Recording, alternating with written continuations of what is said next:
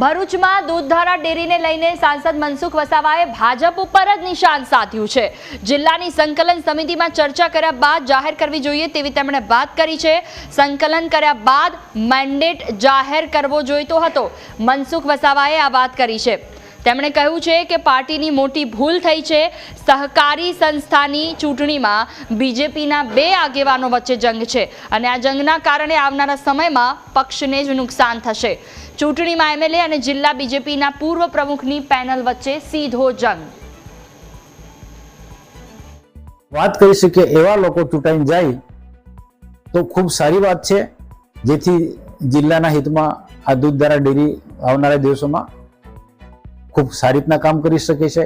આજે દેશના સહકાર મંત્રી આદરણીય અમિતભાઈ શાહ સાહેબ સહકાર થકી અનેક લોકોને કોઈ ને કોઈ પ્રકારની રોજગારી મળે એ આખો અભિયાન ચલાવી રહ્યા છે।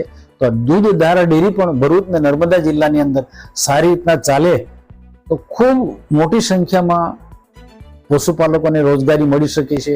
એ સ્થિતિનું નિર્માણ કરી શકે પડે ક્યારે કે સારા વ્યક્તિ ચૂંટાઈને જાય તો। અને હું તો આશા રાખું છું કે જિલ્લાના હિતમાં, જિલ્લાના પશુપાલકોના હિતમાં સારા લોકો ચૂંટાઈને જાય।